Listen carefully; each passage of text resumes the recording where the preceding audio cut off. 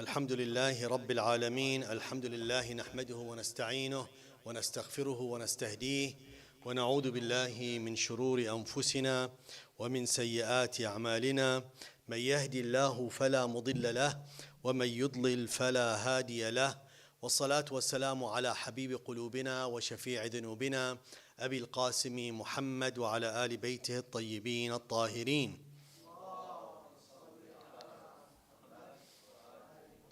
بسم الله الرحمن الرحيم. رب اشرح لي صدري ويسر لي أمري واحلل عقدة من لساني يفقه قولي. السلام عليكم جميعا ورحمة الله وبركاته.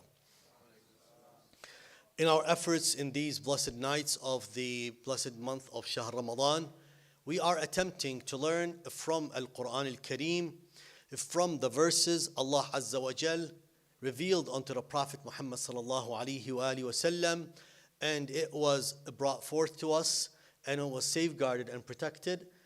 These verses and these words of Allah Azza wa Jal are ones that we hope, inshaAllah, to shape our minds, to shape how we feel, to shape how we behave.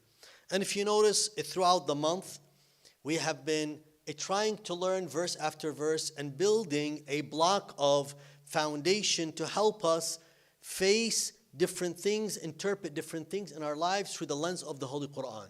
When I say the lens of the Holy Quran, Al-Quran huwa kalamullah, the word of Allah Azza wa Jal, interpreted and given its meaning through Ahlul Bayt Salamullahi Ta'ala alayhim.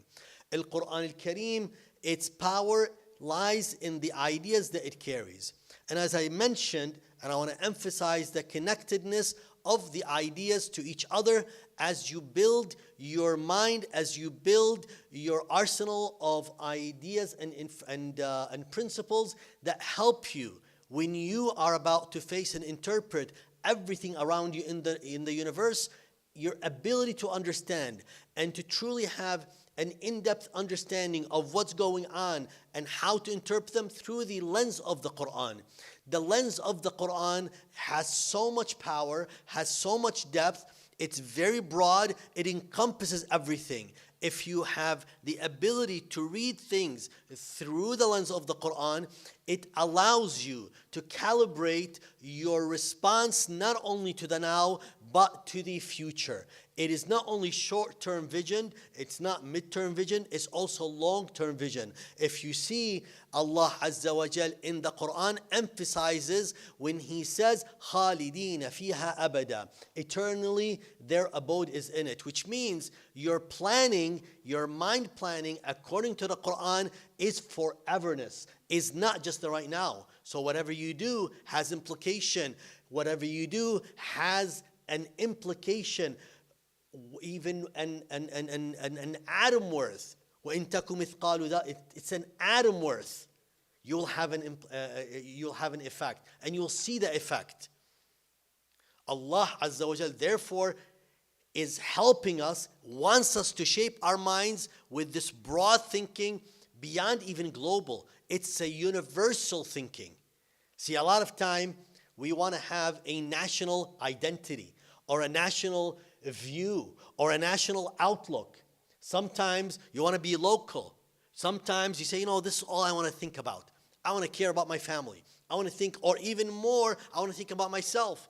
Al-Quran opens it up and says, beyond the self is the family. Beyond the family, friends and relatives. Beyond that, tribes and nations. Beyond that, everyone else, until He says Al-Alameen, which encompasses every living being. So my responsibility and the relationship with everything around me, Quranically, is hyper-focused not only internally but externally.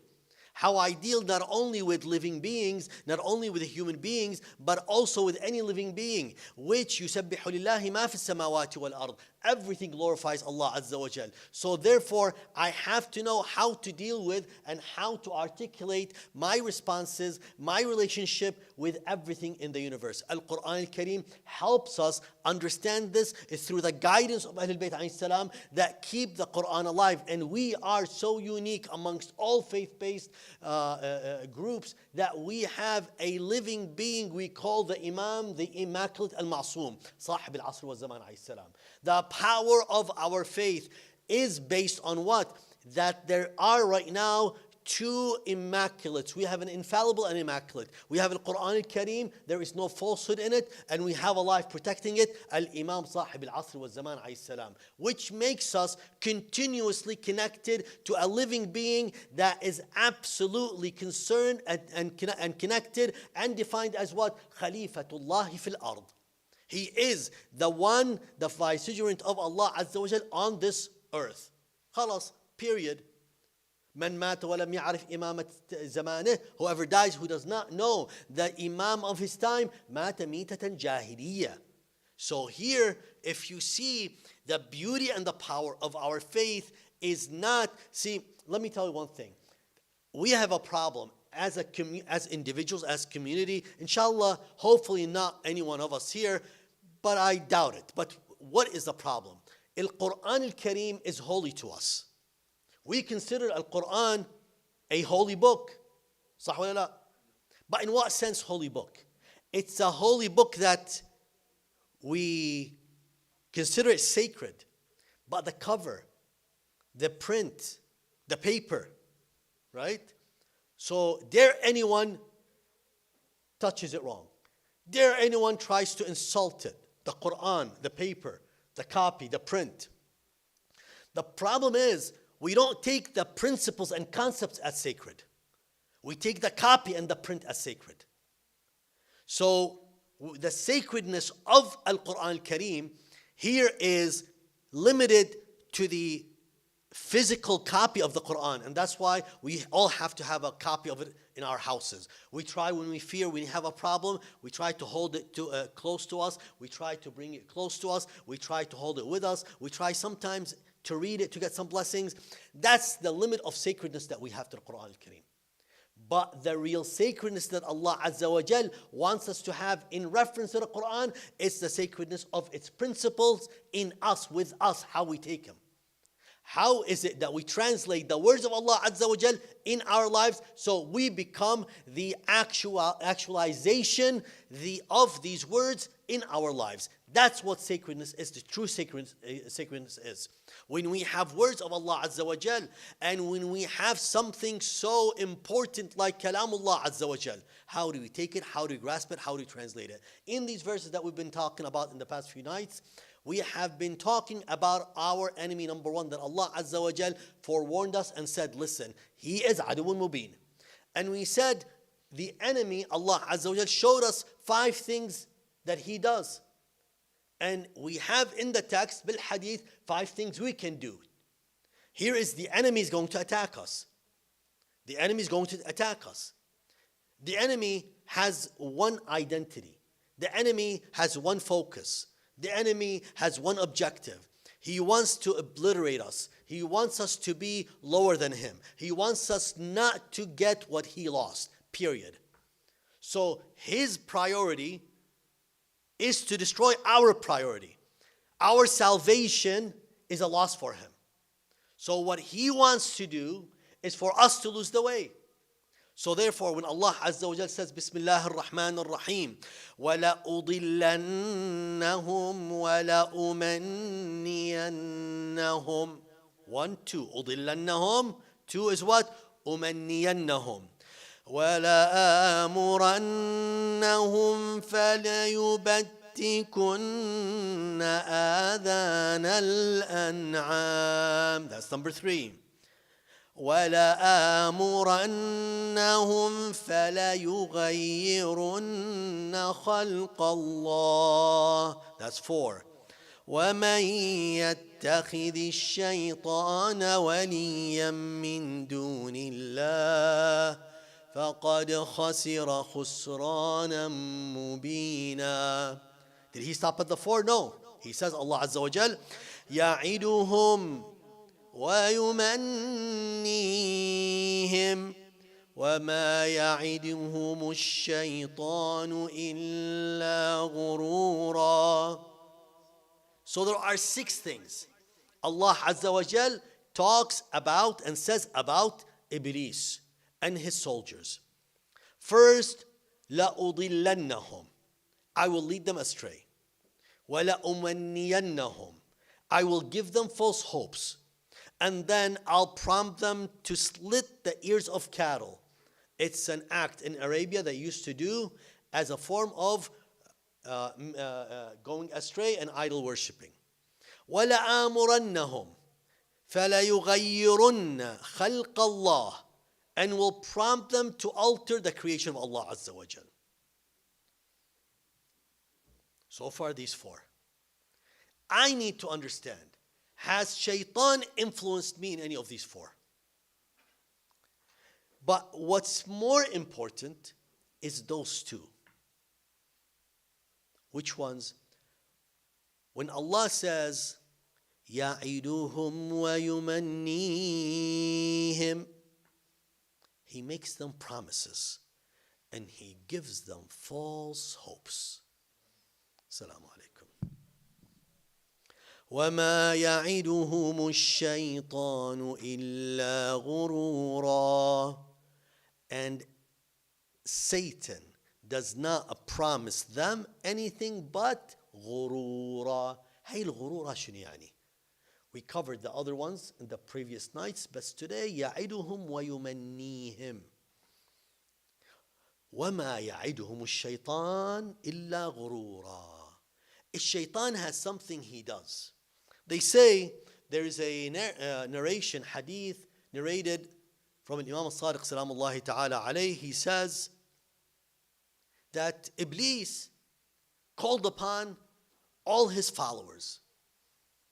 He told them, those who when they commit an immorality or wrong themselves, remember Allah Azza wa Jal. There is a verse that was revealed. When it was revealed, Satan ascended a mountain called the mountain of Thawr outside Mecca. He cried out to all his demons, and he said and asked them, as he gathered all of them, he wants to talk to them and address something important. They said, our master, what have you summoned us for? He said, this verse has been revealed. Who will counter it? How would you make people lose hope in Allah Azza wa Jal? One of the demons stood up and said, I will take care of it by doing so and so. Satan said, you are not fit for it. Then another demon started saying, and a third, and a fourth, and a fifth, until a demon called Al-Waswas Al-Khannas, the whispering, retreating devil, stood up and said, I will take care of this. Iblis told him, how will you do that? He said, I will promise them and fill them with false hopes until they commit a sin. Look, Allah Azza wa Jal here, through the Imam Salamullahi Ta'ala alayhi, is giving us the blueprint of the enemy. His offensive, how it will be. He says, I will promise them, fill them with hope, false hope, until what? Until they commit the sin. And once they have sinned, I will make them forget to seek forgiveness. See how pretty tight plan this is. False hope, entrapment, we fall. Then when we fall, what happens?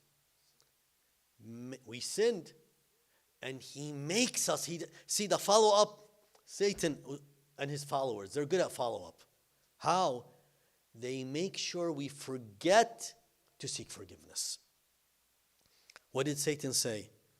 You are the one for this task, and assigned it to him until the day of judgment. Amir al-Mu'mineen salamullahi ta'ala alayhi says something beautiful in one of his hadith. احذروا عدوا نفذ في الصدور خفيا. Be on your guard from an enemy who covertly penetrates into your hearts. وَنَفَثَ فِي الْآذَانِ نَجِيًّا. And he penetrates into your hearts and secretly whispers into your ears. Don't you sometimes, you're about to do something, you really want to do something good. And you think, I'm going to, inshallah, maybe read the Quran, do this, do that. The shaitan sees that you're about to do good. He penetrates into your heart, gets you distracted, takes your attention until it's too late and you miss the moment. How many of us go through this? But how many of us realize this and wake up and say, no, I won't give up? How many of us try hard and not give up on themselves? Al-Imam al-Sadiq alayhi salam said, Iblis, Satan has said. Now we know what Satan does to trap us. Listen what the Imam alayhi salam said. As Satan himself, what did he say? خمسة ليس لي فيهن حيلة. 5 things, 5 types of people against whom I have no control over. وسائر الناس في قبضتي. And the rest of the people are in my grasp. So now, خليكم معي. Which one of these people are you? There are one of 2 things. Either you're in Satan's grasp or you're out of his grasp. So think about it. He says, what are the 5 people? من اعتصم بالله عن نية صادقة واتكل عليه في جميع أموره. Whoever clings fast to Allah with a true intention and relies solely on Allah Azza wa Jal in all his affairs. How many of us fail now with this one? من اعتصم بالله. How much we hold on to Allah Azza wa Jal so tight, we don't let go of him. How are we? Imam Amir al-Mu'minin Ibn Talib alayhi salam, he says, if 2 things were presented to me, I'll take the hardest on me. Why? I want to train myself. I want to better myself. We always take the easy way out. Why? We don't want to train ourselves. We want to take things easy on ourselves. What ends up happening? We never grow. That's why truly I appreciate each and every one of you showing up here as much as you can. Not every night. I know some of you skip. But those who come, even if you skip. Why? Shaitan, this gathering and any gathering, not just specifically here, anywhere you go, in any center, in any place, in any house, that you fight shaitan and not just lazy off in these nights. These nights, mercy is coming down, forgiveness is coming down. It's like, imagine you're at work. Imagine you have a job. Imagine you have a job. Your boss at work says, listen, if you attend this weekend, just show up. Just show up. This weekend, I will not double, not triple, not quadruple. I'll give you 100 times more bonus for the salary of your entire year. Your entire year's salary, 100 times more. Just show up in the weekend. That's all I need you to do. Do you skip that weekend? Do you skip it? No, you don't. You attend. Now, if you do anything that's of good on that weekend, I'm going to also double it, quadruple it, etc. Why do I let this chance go away? Ask yourself, truly ask yourself, why then we don't give attention and invest our time to grow our bonus? Why? That's the first one. Second one, وَمَنْ كَثُرَ تَسْبِيحُهُ فِي لَيْلِهِ وَنَهَارِهِ. Whoever is in constant and abundant glorification day and night.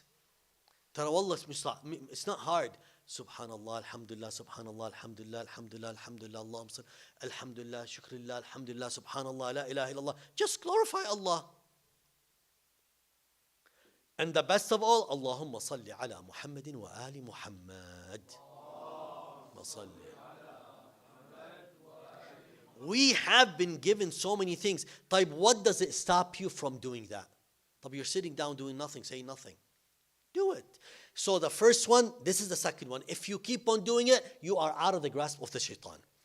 وَمَنْ رَضِيَ لِأَخِيهِ الْمُؤْمِنِ مَا يَرْضَاهُ لِنَفْسِهِ. And whoever is pleased, he who pleases for his brother in faith, whatever he pleases for himself. And I would not want for you what I don't want for me. And I would want for you what I want for me. If I do this, if you do this, Shaitan doesn't have you in his arm, in his hand. How do we see today? La, man, move out of my way. I want to grab it first. I want to get. What happened to giving? What happened to sacrifice? What happens to putting people before you? وَمَنْ لَمْ يَجْزَعْ عَلَى الْمُصِيبَةِ حِينَ تُصِيبُهُ. And whoever does not feel anxious about an affliction when it befalls him. Just because we have a problem, خلاص, we fall apart. No. Alhamdulillah Rabbil Alameen. Be strong. All is a struggle from Allah. Allah has given this to you so you can better yourself. And the last, وَمَنْ رَضِيَ بِمَا قَسَمَ اللَّهُ لَهُ وَلَمْ يَهْتَمَّ لِرِزْقِهِ. Who is satisfied with whatever Allah has allotted to him and does not worry about his sustenance. شو يعني? والله سمعنا yesterday at the lecture, I don't have to work. I'm going to go sit, do nothing. وخلاص. لا, مش هيك. That's not what we're saying. Your sustenance, your wealth is not your number one priority. The Imam is saying, you don't make the center of your universe how much you make or what you make. لا. The center of your universe is what? Your relationship with Allah Azza wa Jal. Your relationship with Allah Azza wa Jal. I want to leave you with these thoughts. How often do we really water this relationship? How often do we put time and effort to increase, to grow this relationship? I will not stop with this group. I will not stop reminding you. You are the future of our community. You are. One of you can be the person who changes the world. And today's world, dear brothers and sisters, we are in a very sensitive time. We live in very sensitive times. We need to be very smart, intelligent. We cannot be reactive. We have to be proactive. But we need to know how to navigate. We cannot do it without the understanding and the wisdom the Quran al-Karim gives us. And what I want you to do, I will end with this thought. 2 days ago, someone was asking me, Sayyid, man, I don't have time to, first of all, I don't know how to do tafsir. All these commentaries, you give us all these names, all these books. I go, Sayyid, I can hardly finish my shusmo. I cannot give his identity away, but anyways. Let's say, take it easy on us. I can't do the stuff that you say. No. I'm not asking you to become a mufassir. I'm not asking you to comment on the Holy Quran. There's a difference between me asking you to do tafsir versus to doing tadabbur. التدبر غير. التدبر, reflecting, is something all of us can do. Each and every one of us. What is tadabbur? التدبر, when I read something, I think about it for a little bit. التدبر is reflecting, what could this mean to me? How can I apply it in my life? Simple thoughts.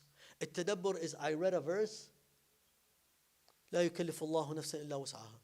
Allah does not put on you what you cannot handle. What does that mean to me? Then why did I break down when this happened to me? It means, the problem is with me. I need to be stronger. That's tadabbur al-ayah. That's reflection. That's pondering. Simple things add together. When you read something, look, for example, this word, alhamdulillah, how many times, where was it mentioned in the Quran? Let me look into it and let me see what context does it come in each verse. What's in common, what's not in common? I'm not trying to interpret, I'm trying to explore, find out. Oh my God, it's mentioned this way, it's mentioned this way. It's mentioned here, it's mentioned there. With units like that, With Isa like that, with Musa like that. Interesting. And that's how you get to build your knowledge base of the Quran.